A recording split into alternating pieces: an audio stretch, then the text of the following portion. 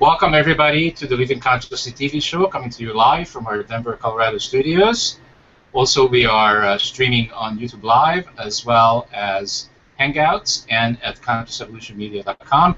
I'm your host and moderator, Coach Steve Toth, and I started Conscious Evolution Media more than 12 years ago, and we have more than 15,000 shows going on, and we are no longer counting. But this show tonight counts in a big way. Why? Because our theme is a fantastic theme, how to heal yourself by awakening to the metaphysician within you.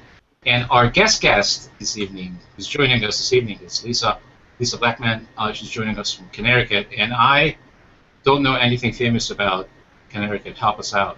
Hi. What's famous about Connecticut?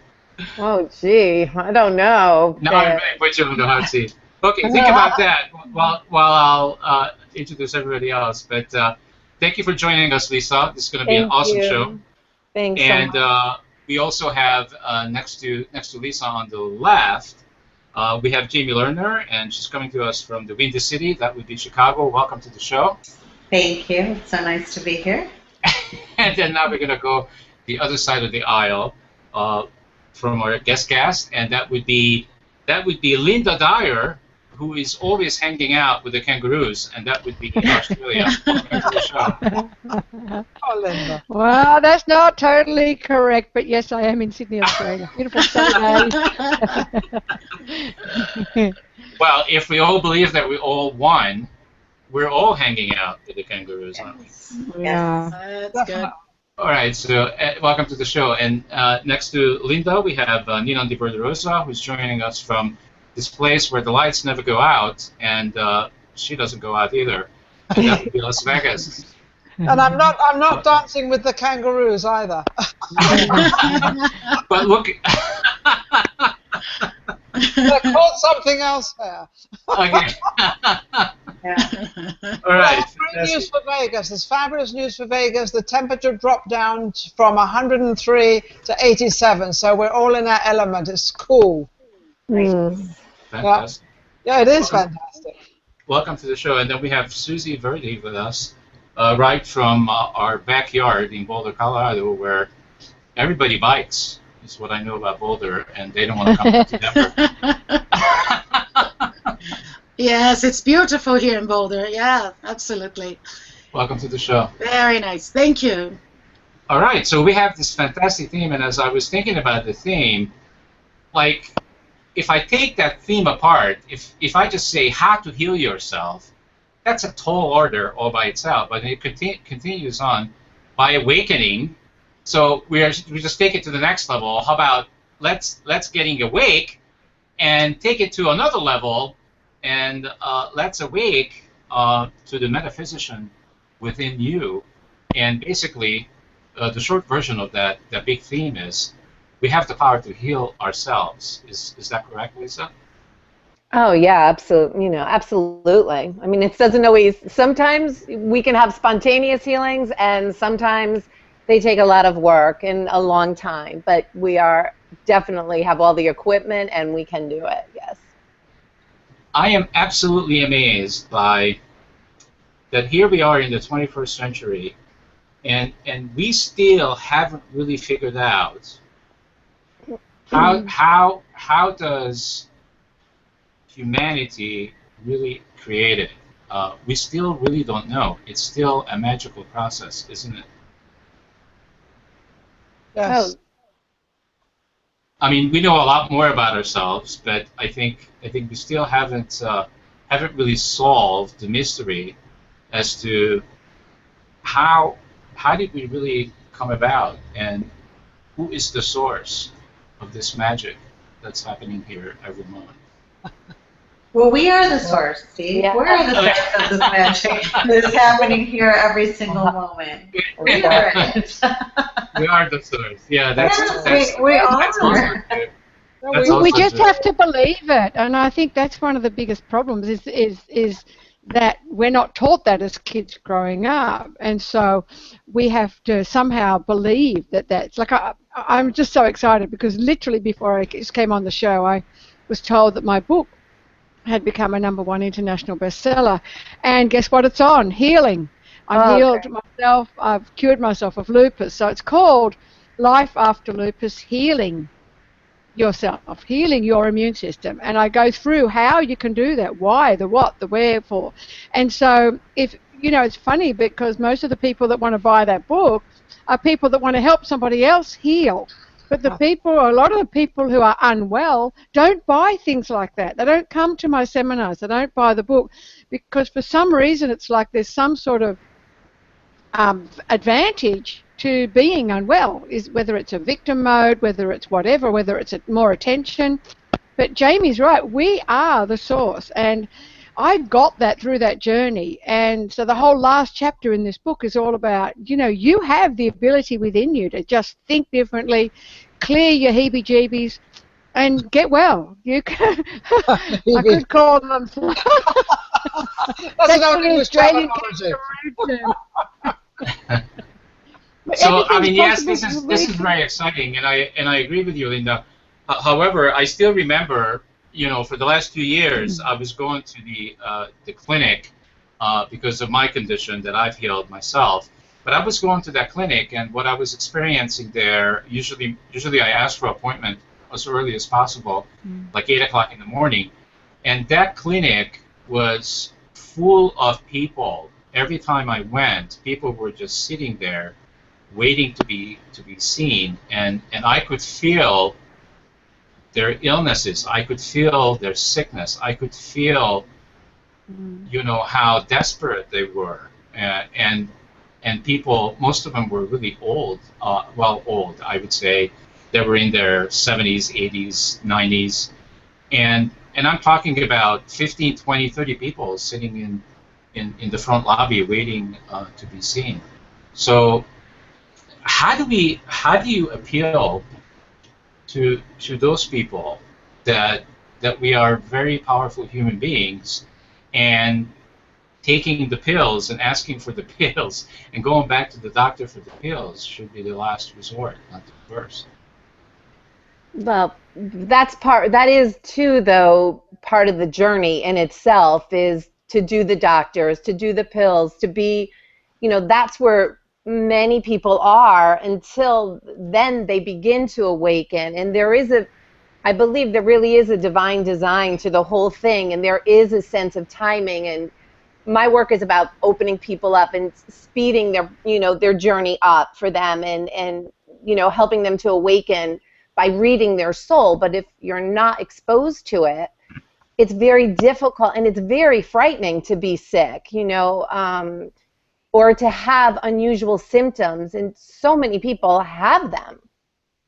So, oops, are we still here? Yes, we're listening. We're listening intently. We're always here. It's not like it froze. We're here and we're in Australia. We're everywhere, right? But we're everywhere. Yes, but I think that is part of the journey, and I think the thing is, we just like your book, that's so wonderful. Congratulations, on healing and the lupus, and that's what people need to hear.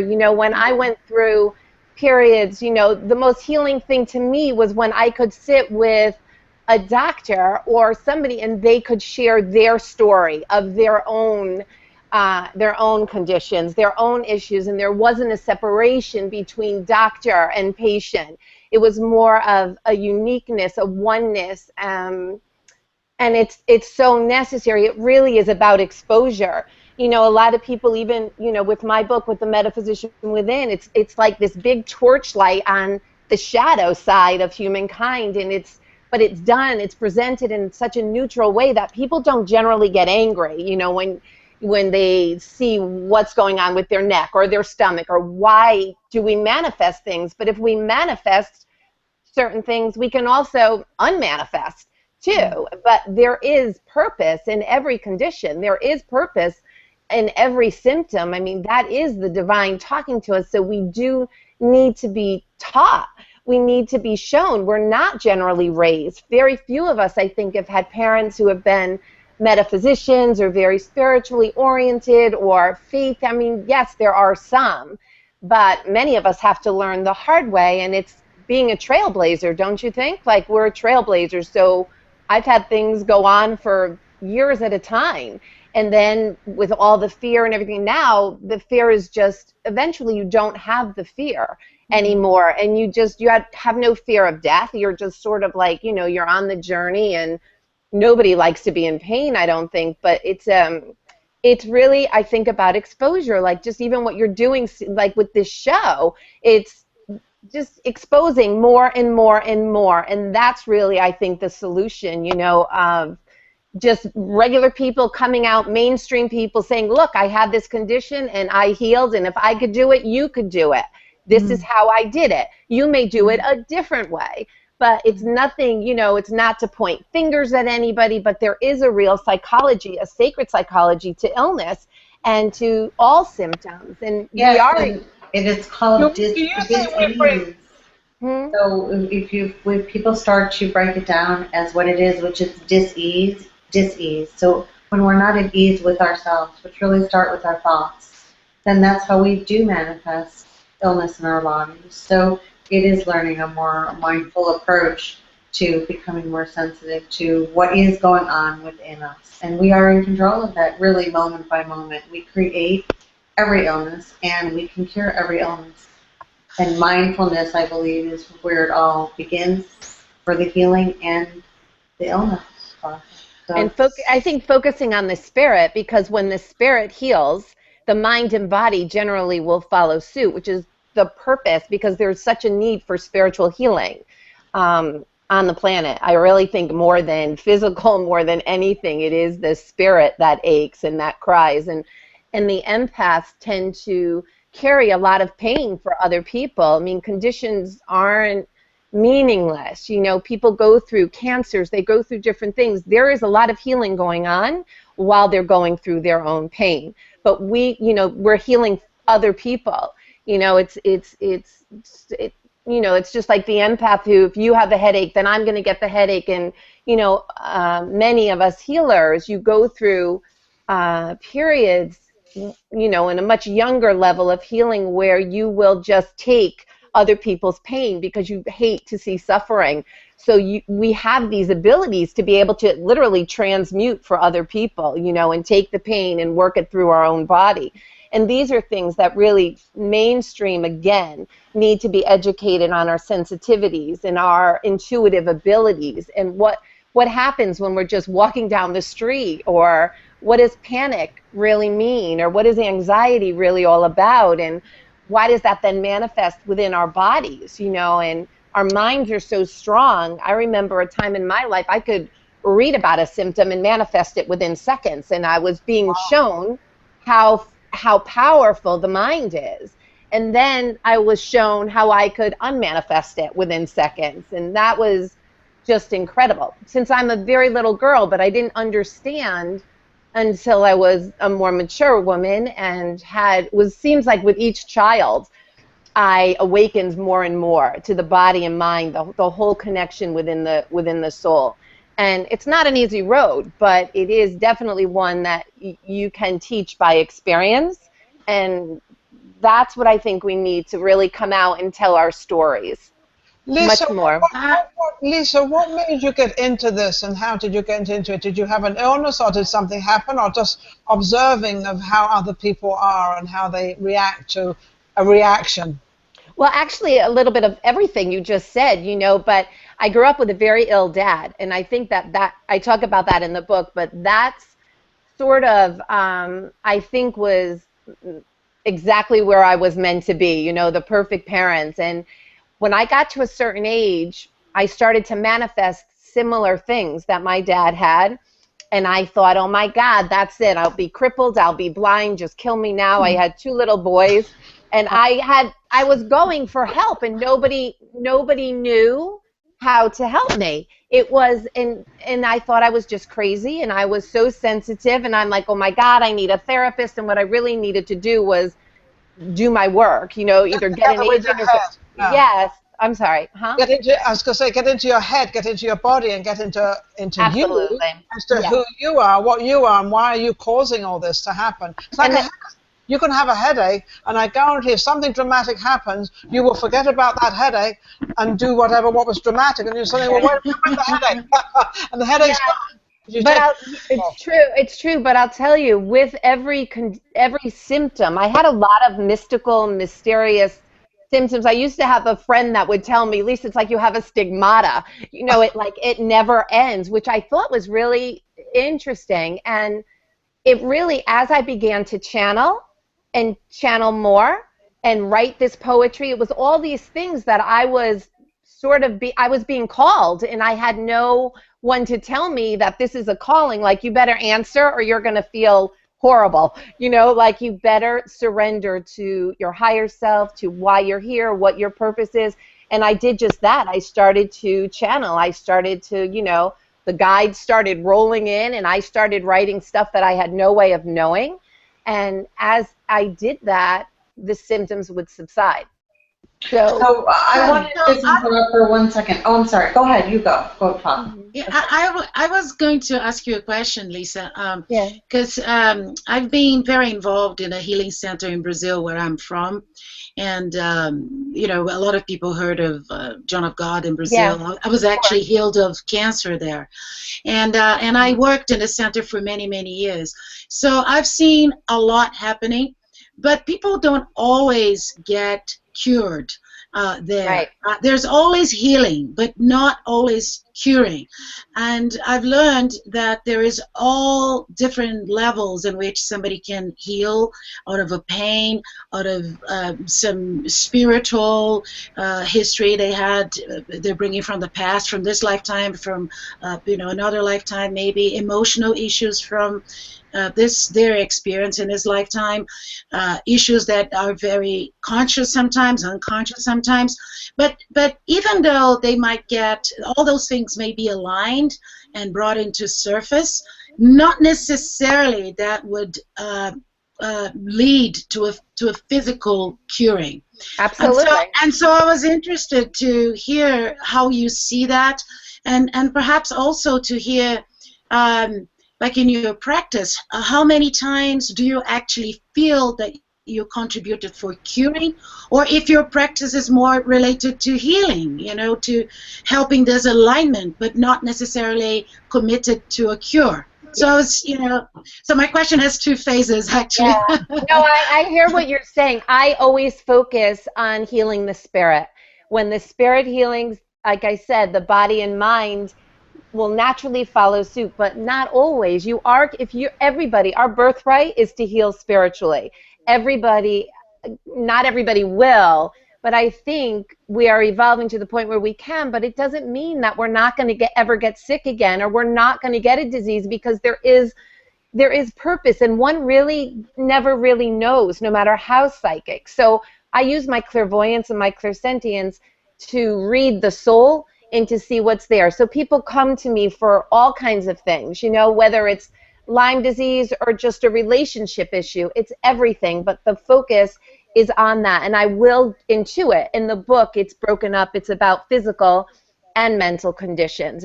It's set up like that, but it really is a guide for advanced spiritual healing.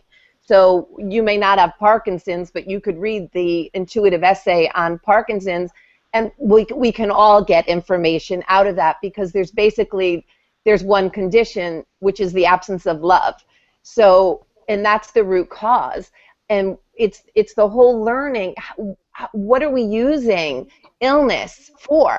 What is the divine purpose for that? And there is purpose, and it is it's for transmutation, not even transformation. Illness is such a powerful thing. What we need to focus on is removing the fear of illness, because fear will accelerate a disease.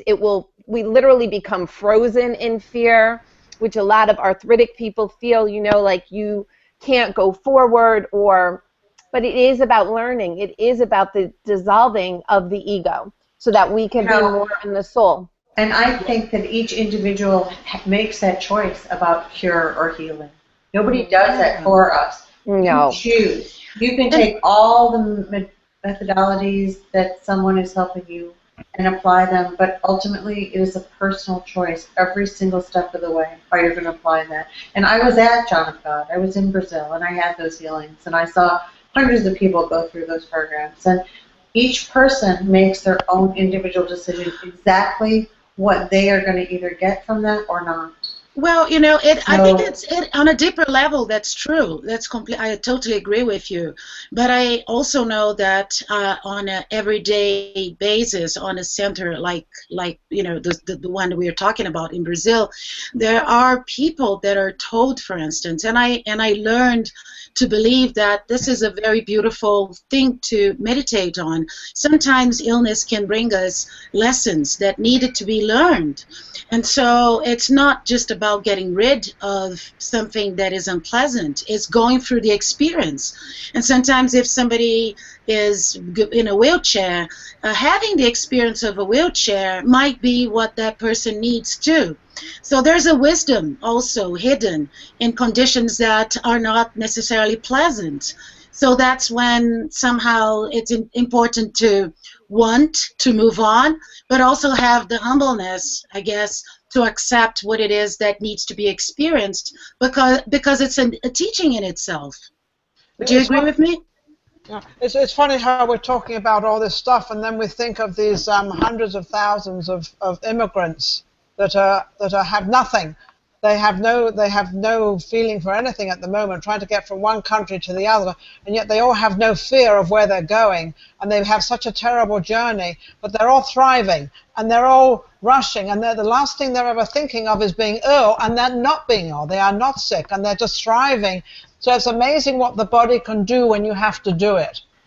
Crossing from one country all the way through to another country and surviving it. And that's, talk about mind over matter, their whole body is only in one place, is to get to a place where they can live and settle and have a family again. And it's amazing how the tenacity they all have. And when you think of that, then you look at us sitting here, and we've got everything we need, and these poor people are just struggling. But they've taken their bodies over so greatly to be able to survive and get where they need to get. To me, that is absolutely amazing. Well, Taro, but that is also their condition. It's not an illness, their condition. This is the condition, and it's for all of us. And we're all learning and observing, and they're the teachers, they're the healers of us in a way. You know, like we have to observe it like that. So this is a whole condition in itself. It's not lupus, it's not cancer, it's not headaches. Survival. It's survival. That's all it is. This body, their body, all they're trying to do is survive with their body. That's all they're trying to do. And it's the tenacity in what they're doing. To me, it just boggles my mind. Yeah, it's amazing. It's amazing. It is amazing. So when you see that, and you see how they've detached themselves from, you know, cooking or the babies or a headache or whatever, they have nothing of that.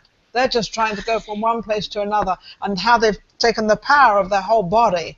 Well, we really don't know what's happening with each of them right now, but I think you're pointing on is incredible, which is, yes, when something of a higher rank happens, who thinks of a minor pain, right? Because survival is the strongest. Or even if a mother sees a baby, you know, her baby, you know, in a risk of dying, a mother would even risk her own life. And that's that is mind-blowing. How could it distracts you? It's something that is more important, that distracts you of yourself to give to somebody else, or even trying to just save yourself. You're actually taking your mind away of all those silly little things, a headache, a pain, a knee. I mean, I'm sure a lot of them got a lot of headaches, but I guarantee they don't even think about it because they're trying to go from A to B. Yeah. You know, I was reminded now of a friend who had terminal cancer back in Brazil, who was, I mean, a very conscious woman, and she was, you know, dealing with the finest healers at the time, and she was also St. John of God, and she wanted to clear her cancer, and that's what her deepest desire for a long time, a long period of time. At one point, she said to me, you know, I think I've changed my prayers. I think I've learned. And that was like in the course of like 2 years, really working on herself. And she said, I've kind of learned that is important now for me. The most important thing is to allow. And it's allow this greater wisdom to take me wherever I need to go. And it seems like I've been blocking this process by just wanting it to happen my own way.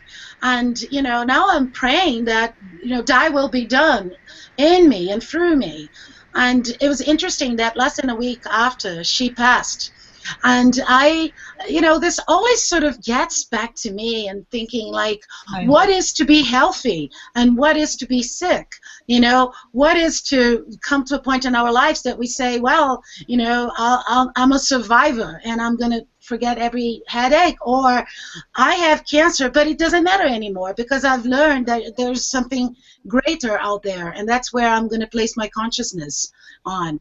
So it was very humbling to me to witness that.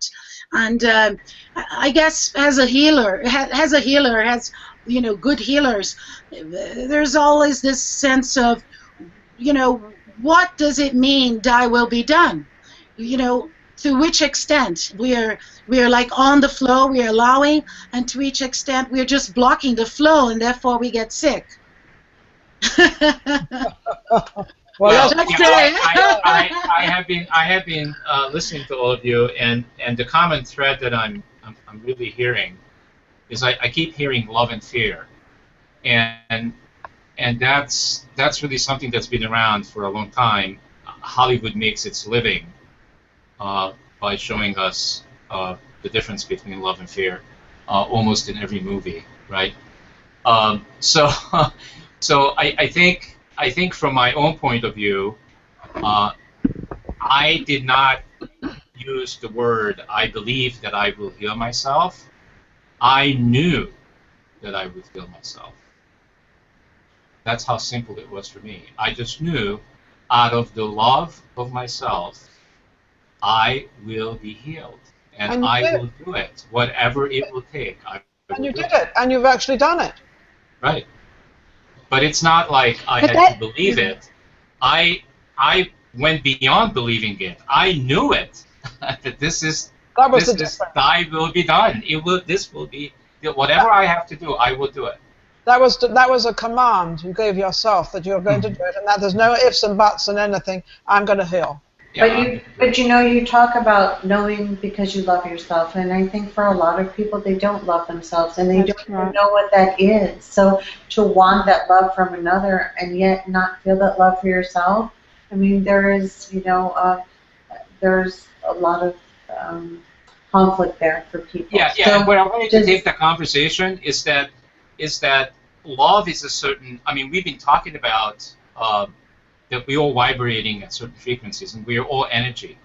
And when we talk about love, it's a completely different energy and frequency than fear. And it's almost like when I brought Hollywood into it, I'm just looking at it from a place of which camp are we joining? And for the viewers out there, it's a moment-to-moment thing.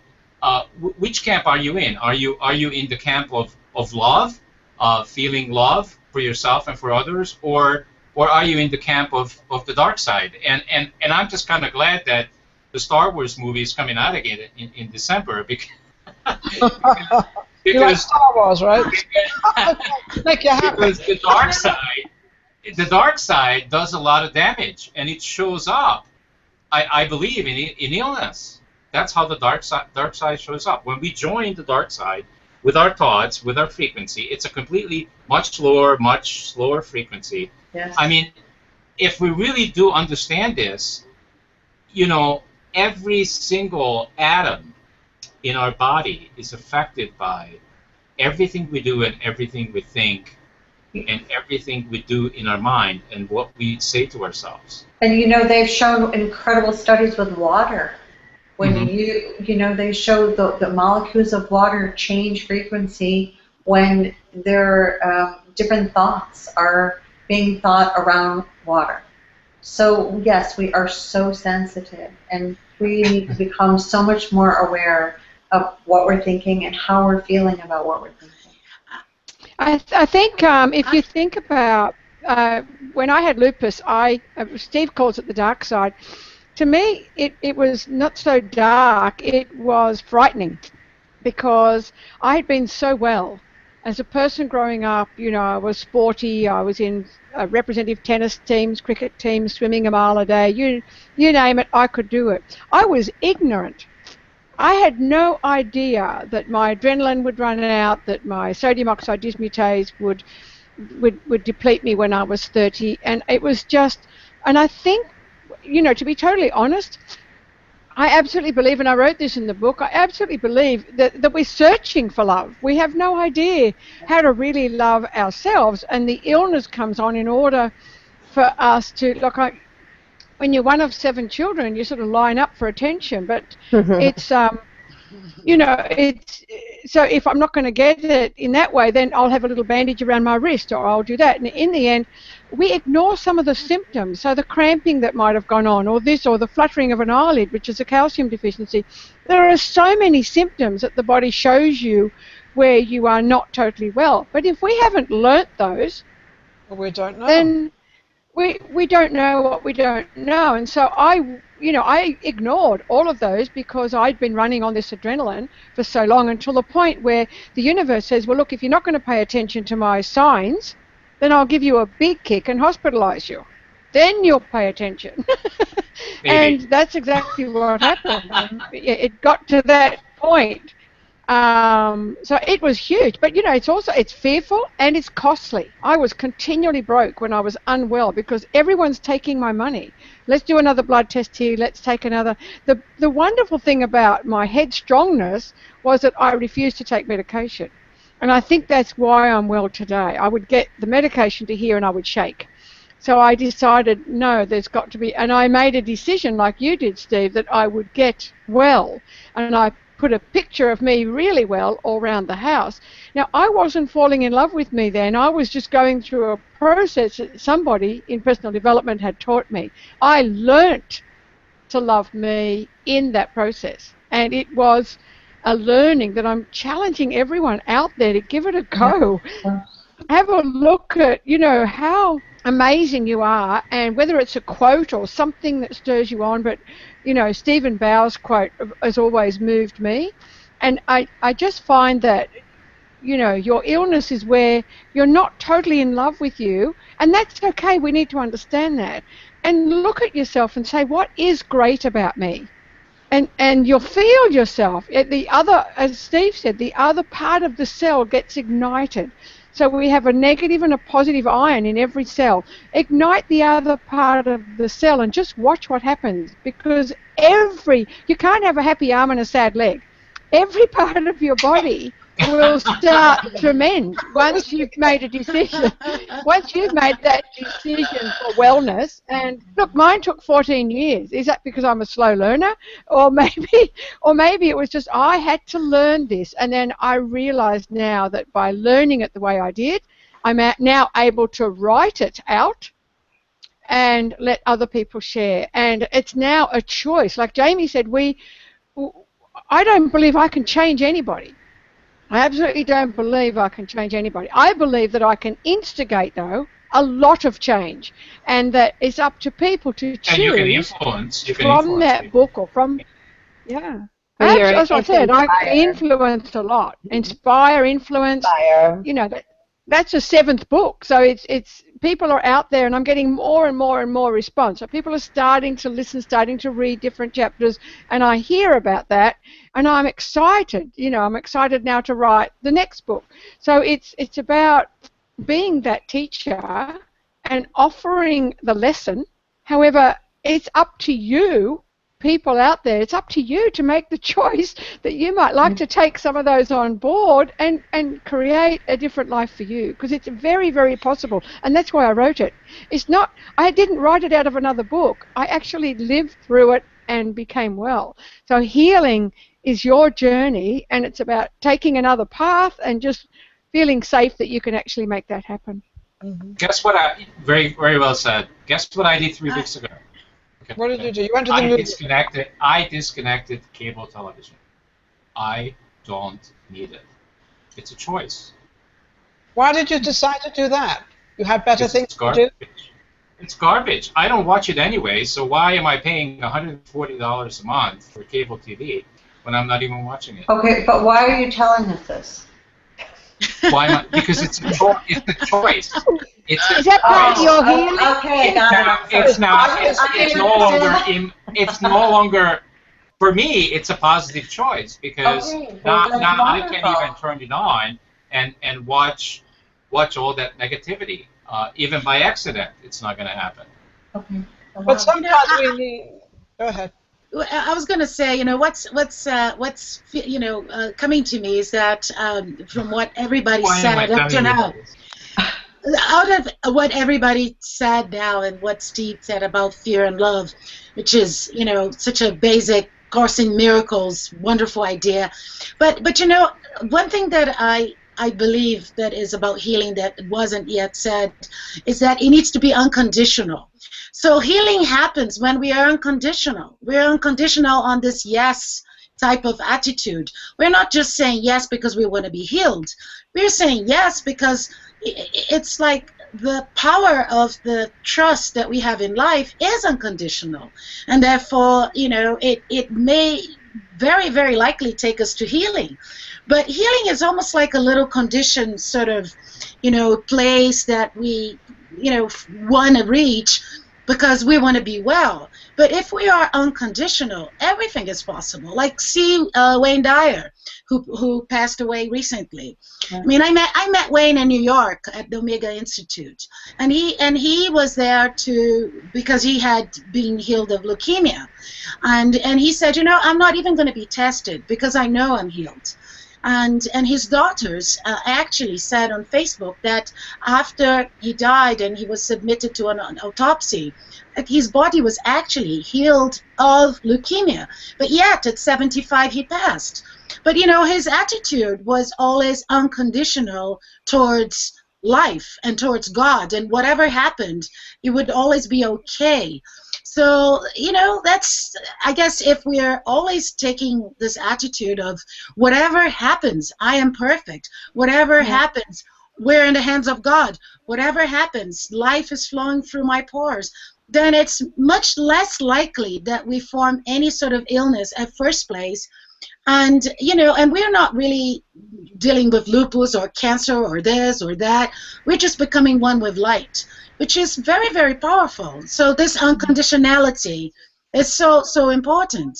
Yes, totally free of resistance. Yeah. It's very important. Yes, it's unconditional. Loving, unconditional, observing people who are choosing to have cable television and understanding that they can choose that for themselves if they want. Unconditionally. And it's true because at the end of the day, the more enlightened we are, the less we are in judging. Oh, I'm just taking an observation. Just playing up words. Oh, you cracked me up. So, Lisa, what do you think of all of us? I think you guys are awesome. I'm overwhelmed a little. I'm thinking like, wow, this is a really great group, but I'm also thinking about the whole purpose of illness itself and our symptoms. And like, if you didn't get lupus, you wouldn't write your book, and that was part of your. That was part. Yes. You wouldn't be. You're a teacher. You're a teacher of healing, a teacher of spirit, and this is why you chose manifested with the divine. The conditions so that you could solidify. This is what it's all about. It's about the solidification of our oneness with God. That is what happened, I think, with Wayne Dyer too. Like, he wasn't fearful of death, or I believed him when I heard him say that, you know, like he really, like, he wasn't afraid, because I think he really believes so much. Once you, and that's what all this stuff that we go through is all about. Any kind of suffering. It doesn't have to be physical, mental, emotional. Addiction is crazy. Everybody's addicted to something, and I feel like we just have to, we make it the holy addiction. Every addiction has a purpose. It gets us closer and closer till we become addicted to the holy, to the divine, to the love of not just learning to love ourselves, like it's learning to love everybody unconditionally, absolutely everyone, even if they hate your guts. You know what I mean? It's like to even if they have cable television. to be neutral to that, to become naturally neutral. So why are so many people, majority, not all of them, because I'm not there at all, why are we all in such fear of death? And we come into this world or we go out of the world. Some come in later than they should or sooner, and some go sooner than later. And yet we all have this dream. Like that one. I think it's well, I'm sorry. People are so fearful of death.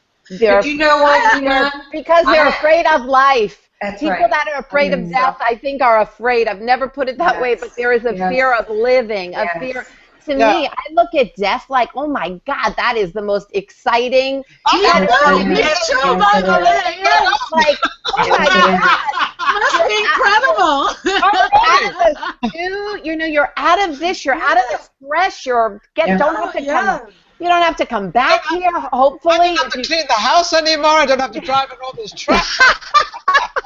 It is the ultimate. Pure light and delight. You see? It's interesting that since I actually got that sorted, since I sorted out that I wasn't afraid of death anymore, and I remember doing an exercise that everyone there can do at home, but you just sit on 3 chairs, not all at the same time, but you sit on one chair and you say, okay, here's where I am now. And then I went and sat on another chair and I went, what do I want instead? And then I sat on a 3rd chair and I said, so who do I have to become to get that? And that was the day I set my goals beyond my death. It dawned on me that this physical body, my spirit, is what's really important about me and who I am on this planet. And since I sort of got that, my books have just flowed. Like I'm already out there. Those 7 books is just amazing for me to have written. In my previous life, there was no books, and so all of a sudden, in such a short time, and the eighth book is already there around, working with confident children, because I've done that since I was 11. So why not share that information? And then whatever happens to me, because my legacy is to leave a legacy on the planet, it doesn't matter if I'm physically not here or not, because I've done my job of what my purpose on the planet was to teach. This is coming in a full circle, because Lisa just said that if you hadn't got lupus, you wouldn't have written the book and you wouldn't have done all these things. So sometimes we're talking about having an illness is not a good thing. And of course, it's never a good thing. But at the same time, you've used it to an advantage of, okay, now I can teach other people. Now I can show other people of a different way of life and move forward. And now we're talking about, time after when we leave and what's going to go on after us and what's going to happen. But at the same time, this brought such an energy to you, Linda.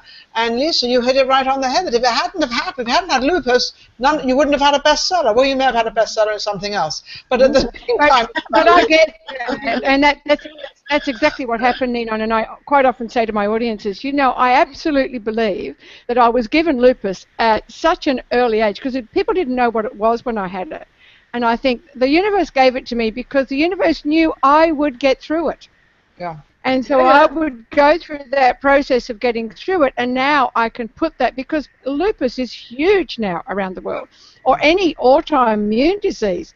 And that's one of the reasons why I wrote the book, was to say, yes, it is, and you can make some change, because it is possible to make that change. So I actually believe I got that. They knew I would get through it, and then I would be able to tell other people. I don't know whether they knew they would get through it, but I know that you knew you would get through it, and that's all that really counts. It's not about anything else. What I would also say was, it was a learning process for you as well. You had to say yes. And so if we think of life as this, wonderful process that we are invited to say yes at every moment, one of the big yeses is like when you find out you have lupus. But there's all sorts of opportunities we're receiving all the time to say yes, and having a disease like that is one of the major ones that one could be faced with. It's also, it's a purification process. An illness like that is a purification of the soul. Absolutely. And Spirit knew you would write the book. That's too why. Like, sometimes you you have no choice. You're not going to heal unless you.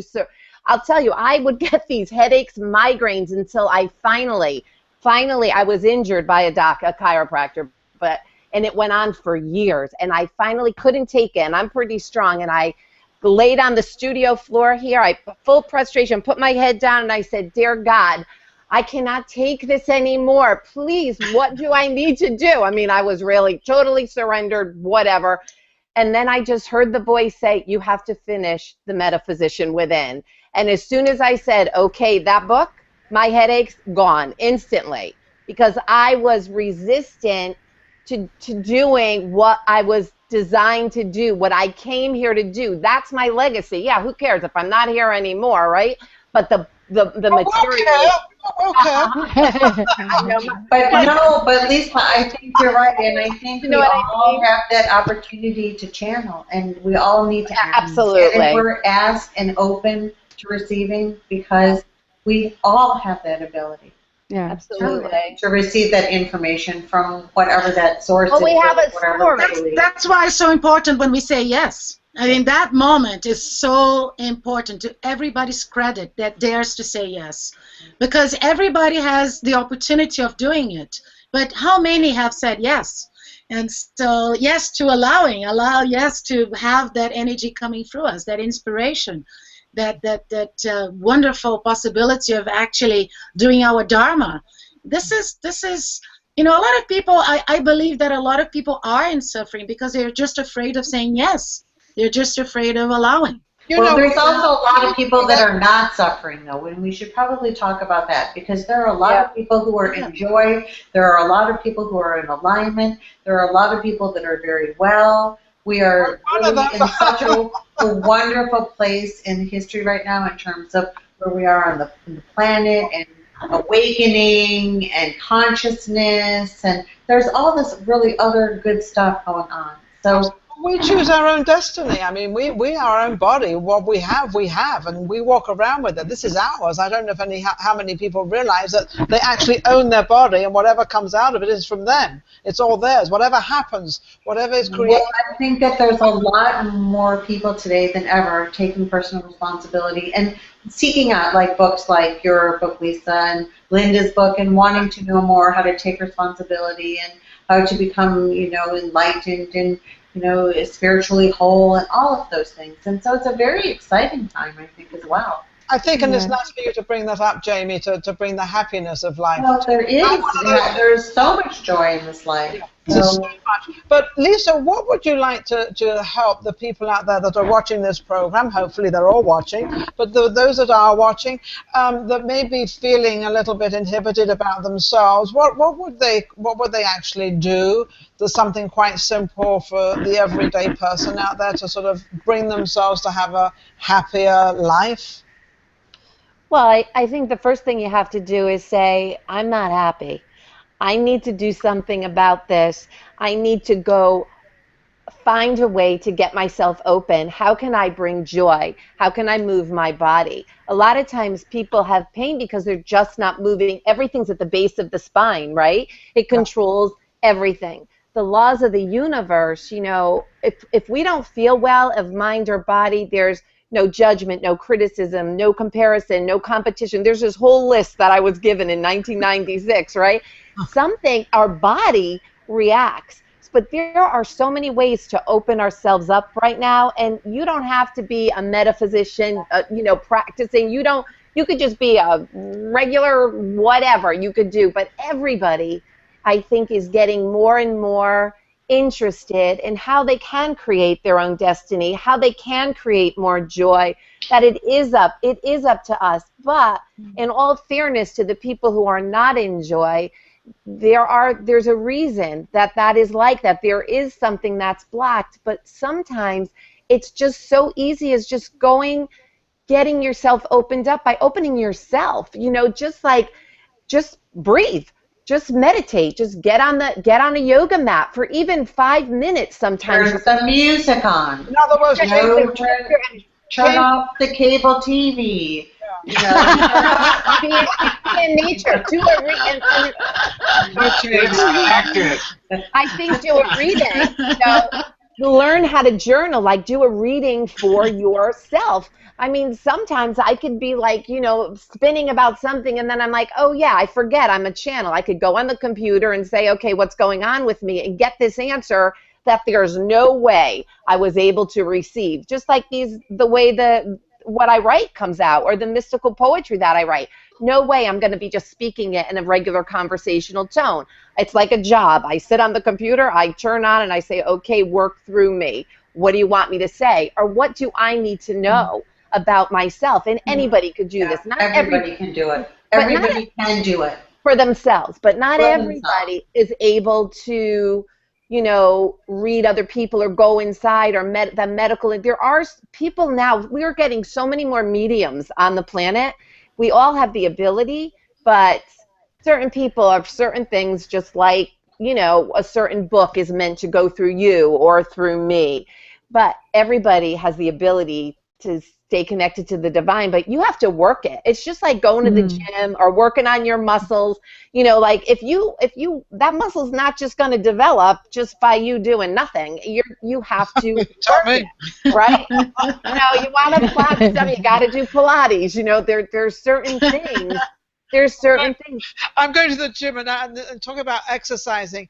I hate exercising. Yeah, I know. Going for 2 months now. I've gone every single day for 1 hour. Something I love, because I don't like to get all sweated up and all this stuff. I don't like all that. What's his name, Lenon? But now you're liking it more, aren't you? I'm sorry? Now you're liking it more after 2 months, aren't you? I'm absolutely loving You're building a habit. Yeah. In the morning, I go late at night. I found out when to go when there's not many people there, because I don't like, you know, sitting on a seat after somebody else has sat on it. I've got all these crazy things. So, you know, I probably should have my own private gym or something. I don't know. But I do. But what I have to say is it really makes you, you know, not experiencing this before, it really makes you feel good after you do it all. And I do 50 of everything. Everything has to be 50, not 30. It has to be 50. And I do this, and it's like, and I walk out of there, and although I'm exhausted, but I feel so refreshed and feel so good, not only for the exercising, but achieving the goal of going there and doing it. Yeah. And endorphins have kicked in, and lots of good things are happening. Yeah, and it really is. So I think I advise anybody out there just to exercise. But I think what you were saying, Lisa, about do something different, even if it's walking.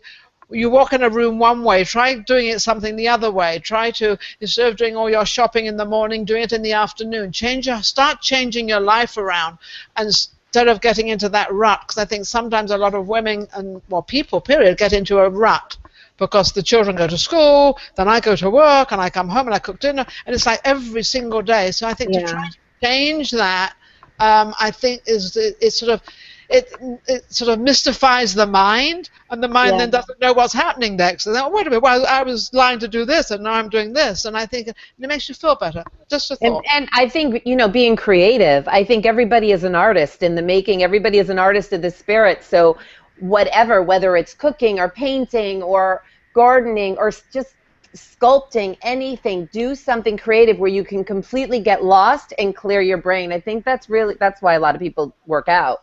You know, I agree. You clear everything, you release everything, but something for painting and things, I think everybody should have a set. It doesn't mean you have to sell your paintings, you know. But I think you're right, because I just recently started writing sonnets. I'm now a sonnet writer. Good. I do that a little late at night, and I put the music on I like that I can write with. But it's being creative, because you start sort of, you know, typing and putting things in, and it's amazing what comes into your mind and how you can sort of make it all work. And at the end of like these 3 paragraphs I read, I think, hey, it's not bad. It's okay. Yeah. And but whether it's bad or whether it's good, it's doing something different. It's doing something out of the box. It's doing something, being creative and bring another sort of thing to your dynasty, which is what you are. Exactly. And creating something that we all think we don't have, and we all have this. Everybody has something within them. Everybody. And there is no box. We create these illusionary boxes, but there is no real box. There's no limit. There's nothing saying, you can't go beyond this spot, because if there was, I'd go through it anyway. But I think But Steve, you said something right at the very beginning that when you were talking just a moment ago about the box, it made me think about Steve when he talked about all these people lining up inside the entrance of a doctor's And to me, when even in the book I talk about this, that they're in a addicted. way some Linda, they're addicted to that. yeah, some of the medical profession, yeah, they are looking for all the things that they can put you in a box. And I remember my husband said to me, "You weren't very kind to the doctor today," and I said, "Because you don't get it. I can see that they're putting me in a box. I can see all the questions. Let's do this test. Let's do that test. Let's do that. Oh, good, she's passed all of those. Now she can be a lupus sufferer. We'll put her on that shelf and we'll give her those tablets." And I didn't want that. And I said, "You don't understand. I don't want to be a lupus sufferer." And I remember hearing my own words. So I started to think outside the box. Thinking outside the box. How could I do this differently? How could I do this differently? And I would think about the 4 things that come to me, which is decide to change, believe I can, act on it, and then expect it. And if I didn't expect it, I wouldn't be well today. Expectation is huge. Really huge. It brings it to you, doesn't it? It brings it. It's huge. So I could have decided, I could have believed, I could have acted. Like I know a guy that does this, but he doesn't expect the final result, so therefore he doesn't get it. So right. Absolutely with those 4 things, and so it was very quick for me. Down to the shop, I bought the books. Julie Stafford wrote, and other people. I changed the way. I didn't have to change the way I ate that much because we were fairly healthy eaters, but I would stop for a while through the day rather than be hyperactive. My husband used to drive past me and say, "I've got a picture of someone that looks just like you in my wallet." How cute. Because I was always going somewhere to do something for somebody. And at that point, I learned to say no. No, stop. Just have some family time. Let's just stay and cool down and appreciate what's around you. I appreciate the birds. I walk to the beach every day. It's just part of my day. My life doesn't start until I do that. And I come back a different road every day. And I want to appreciate the flowers, appreciate people. I say hello to everybody. And that's how I start my day. It's so beautiful, and yet it's meditative. It's exercise, but it's my meditation. It's just so wonderful, and it's a whole different mindset. I haven't been back to a doctor in 10 years, only to say, he said, "Thank you so much for trusting me to come back." I said, "Don't get too excited. I just want some needles because I'm going to Africa." Don't get too excited. But another patient.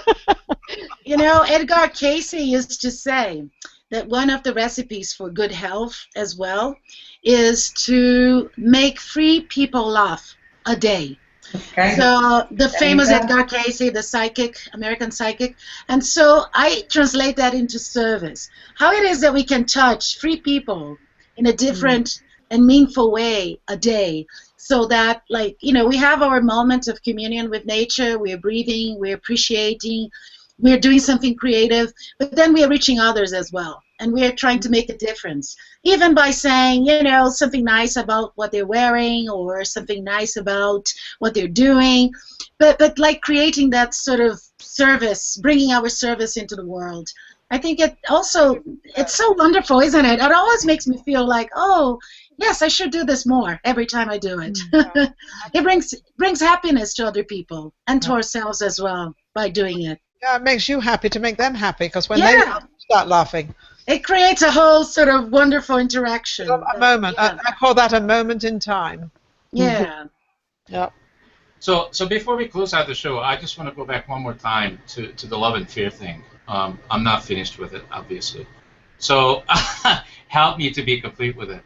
And where I want to come from, what I would like all of you to come from, is to help the viewers to see how it is that they can manage.